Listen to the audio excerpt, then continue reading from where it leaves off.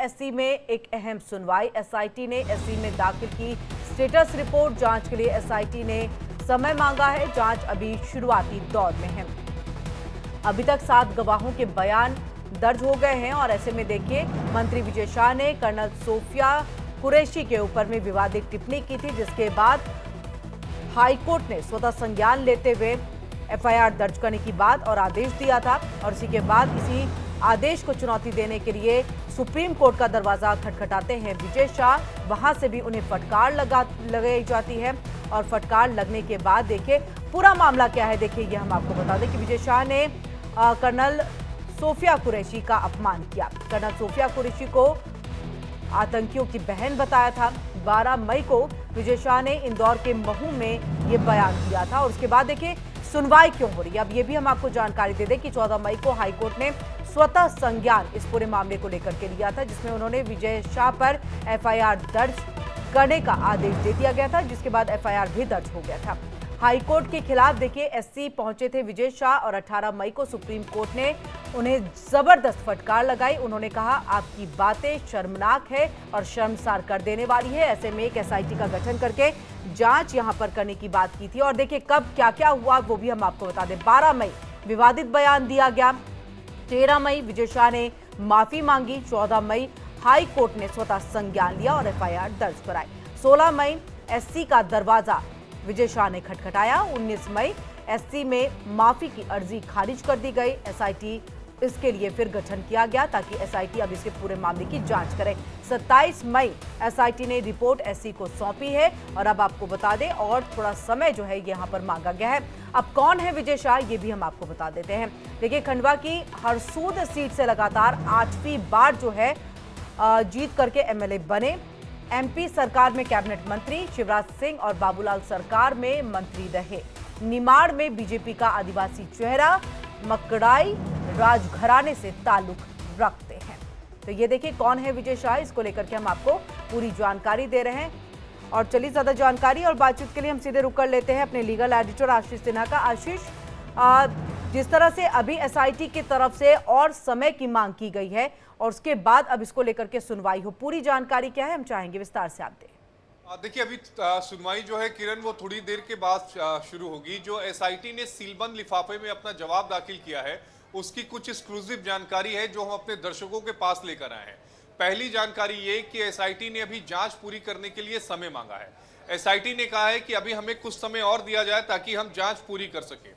दूसरी बात, एसआईटी ने यह कहा कि जो वीडियो था जिसमें विजय शाह ने कर्नल सोफिया पर विवादित बयान दिया था वो भोपाल में सीएफएसएल की जो लैब है वहां पर भेजा गया था, लेकिन तकनीकी कारणों की वजह से अभी उसकी जांच जो है वो पूरी मुकम्मल नहीं हो पाई है, तो उस जांच में भी थोड़ा समय लगेगा।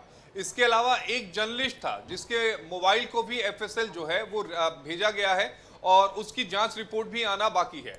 चौथी अहम बात कि इस पूरे मामले में अभी तक 7 गवाह हैं, उनके बयानों को दर्ज किया गया है। और पांचवी अहम बात कि इस मामले में जो घटना के वीडियो हैं और इसके अलावा संबंधित जो बयान हैं और मीडिया रिपोर्ट्स हैं, इन सभी का जो अध्ययन है वो इस समय किया जा रहा है। तो ये 5 अहम बातें एसआईटी ने जो अपनी सीलबंद रिपोर्ट अदालत में दाखिल की है उसमें ये बातें कही हैं। बहरहाल थोड़ी देर के बाद सुनवाई शुरू होगी, तब देखना ये होगा कि अदालत का रुख क्या रहता है। लेकिन अगर हम पिछले केसेस की बात करें जहां पर सुप्रीम कोर्ट ने एसआईटी का गठन किया था, अलग अलग मामलों में किया था, वहां पर जब भी एसआईटी ने कोर्ट से समय मांगा था अदालत ने समय दिया था। तो अमूनन इस मामले में भी मुझे लगता है कि सुप्रीम कोर्ट एसआईटी को समय देगा ताकि आप अपनी जांच को पूरी कर सके। जी बिल्कुल। ऐसे में ये देखा जाए आशीष कि आने वाले दिनों में भी विजय शाह को जो है राहत मिलते हुए जो है वो दिखाई नहीं देगी, क्योंकि कहीं ना कहीं जब एसआईटी का गठन जो है वो हुआ उसके बाद ये पहली स्टेटस रिपोर्ट दाखिल की गई। अब वक्त भी मांगा गया है जो हम एक्सक्लूसिव एक जानकारी अपने दर्शकों को दे रहे हैं। तो ऐसे में कहीं ना कहीं एक पुख्ता सबूत जो है उसके आने की उम्मीद भी है और ऐसे में विजय शाह पर एक कड़ी कार्रवाई जो है हो सकती है। कोर्ट इसको लेकर के एक बहुत कड़ा जो फैसला है वो ले सकता है, क्योंकि ये बहुत बड़ा संदेश जो है बाकी उन लोगों के लिए भी है जो इस तरह के विवादित बयान, इस तरह से विवादित टिप्पणी देते हैं सिर्फ अपनी राजनीति को चमकाने के लिए। तौर पर कि आने वाले समय में विजय शाह की जो मुश्किलें हैं वो और बढ़ेंगे। मुश्किलों में तो विजय शाह अभी भी हैं, लेकिन आने वाले समय में मुश्किलें और ज्यादा बढ़नी तय है।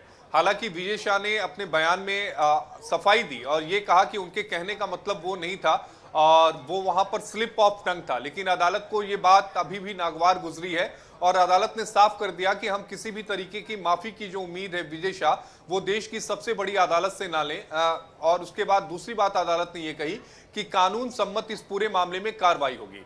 अब एसआईटी की जो रिपोर्ट होगी उसके आधार पर यह तय होगा कि क्या विजय शाह पर जो जिन धाराओं में मुकदमा दर्ज किया गया है, क्या उन धाराओं की संख्या को बढ़ाया जाए, यानी इसे और गंभीर बनाया जाए, या फिर इस मामले में जो जांच चल रही है उस जांच की जो सुनवाई होगी वो मध्य प्रदेश में होगी या मध्य प्रदेश के बाहर होगी।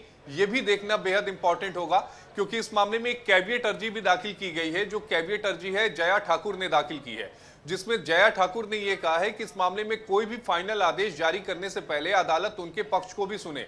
तो जब भी इसमें सुनवाई होगी, जब फाइनल ऑर्डर को लेकर सुनवाई होगी, तो वो सुनवाई बेहद दिलचस्प होगी। लेकिन आज एसआईटी ने समय की मांग की है, तो उम्मीद यही है कि एसआईटी को समय और ज्यादा दिया जाएगा अदालत। जी बिल्कुल, हमारे साथ एमपीसीजी स्टेट हेड भी जुड़ चुकी हैं मुक्ता पाठक। मुक्ता, आपका रुख करते हुए, क्योंकि देखिए लगातार आप इस मामले को जो है शुरुआती दौर से ही देख रही हैं, आप कवर भी कर रही हैं, ग्राउंड पे आप मौजूद भी हैं। इसको लेकर के चौतरफा विरोध भी हुआ था। हाई कोर्ट ने देखिए स्वतः संज्ञान लिया था और एफआईआर दर्ज कराई। अब ये पूरा मामला जो है वो सुप्रीम कोर्ट में है। ऐसे में आने वाले दिनों में देखिए आशीष भी जानकारी दे रहे हैं कि मुश्किल तो अभी भी है, लेकिन विवादित बयानों का सिलसिला पहले भी उनका जारी रहा था, स्टिल अभी भी जारी है। अभी भी सिर्फ माफी मांग रहे हैं, जिसको घड़ियाली आंसू बताया जा रहा है सुप्रीम कोर्ट की तरफ से। ऐसे में आने वाले दिनों में भी मुश्किल की घड़ी जो है उनके लिए कम नहीं होगी, बल्कि इससे ज्यादा ही कहीं ज्यादा और देखने को मिल सकती है। ऐसे में विजय शाह की तरफ से अभी इसको लेकर के कोई बातें, कोई प्रतिक्रिया सामने आई है? देखिए, विजय शाह का जो लगातार इस बयान के बाद जिस तरह से पूरा विवाद बढ़ा था, उन्होंने माफी मांगी थी और उसके बाद वो टोटली अंडरग्राउंड हो गए थे। जो कैबिनेट भी हुई इंदौर में, लोग सोच रहे थे वहां वो पहुंचेंगे, लेकिन वो नहीं पहुंचे और लगातार अंडरग्राउंड है, किसी को नहीं पता वो कहां पे हैं। अभी हाल ही में 2 दिन पहले भी उन्होंने एक वीडियो जारी करके फिर से माफी मांगी थी और कहा था कि उनके कहने का तात्पर्य वो नहीं है जो निकाला जा रहा है। तो ये उनकी तीसरी माफी हो गई है। और अगर हम बात करें तो यहाँ का जो राजनीतिक माहौल है, जिस तरह से उनके बयान है, देखिए मुश्किलें तो बढ़नी चाहिए, लेकिन जो पॉलिटिकल सिनेरियो जो डेवलप हुआ है, जिस तरह से मुख्यमंत्री डॉक्टर मोहन यादव का जो स्टैंड है, उनका कहना है कि ये अब पूरा मामला जो है, चूंकि ये कोर्ट में है, तो कोर्ट जो कह रहा है वो फॉलो किया जा रहा है, सरकार उसको फॉलो कर रही है। संगठन भी जो है अब चुप्पी साधे हुए है, तो सरकार और संगठन की देखें तो वहां पे चुप्पी है। विजय शाह अंडरग्राउंड है। अब पूरा का पूरा मामला जो है वो सुप्रीम कोर्ट में है। और एसआईटी की बात करें, जो एसआईटी का गठन हुआ उसमें जो मेंबर्स हैं, उसको भी लेकर कांग्रेस जो है लगातार सवाल उठा रही है। वो कह रही है कि एसआईटी जो है वो निष्पक्ष जांच शायद ना करे, ये कांग्रेस का आरोप है, क्योंकि उनका कहना है उसमें जो मेंबर्स हैं वो जो है खरगोन में पोस्टेड रहे और विजय शाह के साथ उन्होंने काम किया है, तो उसको लेकर वो सवालिया निशान उठाते रहे हैं कांग्रेस की, अगर हम बात करें। जी बिल्कुल। तो मुक्ता, इसको लेकर के जो कांग्रेस आरोप लगा रही है एसआईटी को लेके कि जो सदस्य हैं वो देखिए कहीं ना कहीं विजय शाह को बखूबी और बहुत अच्छे तरीके से जानते हैं, ऐसे में निष्पक्ष जो एक जांच है वो नहीं हो पाएगी। इसको लेकर के कोई प्रतिक्रिया जो है वो अभी तक बीजेपी या सरकार की तरफ से सामने आई है कि ऐसा नहीं होगा, या इसको लेकर के कुछ कहते हुए दिखाई दिए हैं? क्योंकि बहुत बड़ा यह आरोप है कांग्रेस की तरफ से। जी बिल्कुल, लगातार तो बीजेपी यही कह रही है कि कांग्रेस जो है लगातार जो है वो सरकार को घेरने की कोशिश कर रही है, विजय शाह को घेरने की कोशिश कर रही है, सवालिया निशान लगा रही है। बीजेपी का ये जो है उन्होंने जो आंसर बैक किया है। और आज जो जिस तरह से एसआईटी की जो रिपोर्ट सबमिट होनी थी, उससे पहले ये बात खबर आ रही थी कि जो एसआईटी के टीम मेंबर्स ने विजय शाह के बयान जो है उसको रिकॉर्ड नहीं किए। तो लगातार इस बात को लेकर सवाल फिर से कांग्रेस उठा रही थी कि एसआईटी की इतने दिन हो गए जो आपका टीम बने हुए, आपको जांच करना है, और जो मुख्य व्यक्ति है जिसका ये कंट्रोवर्शियल बयान है, आपने उसी का बयान रिकॉर्ड नहीं किया है। और अब जिस तरह से आशीष जी ने बताया है कि जो एक टाइम मांगा है, समय मांगा है, ये कहने के लिए कि जांच में अभी समय चाहिए।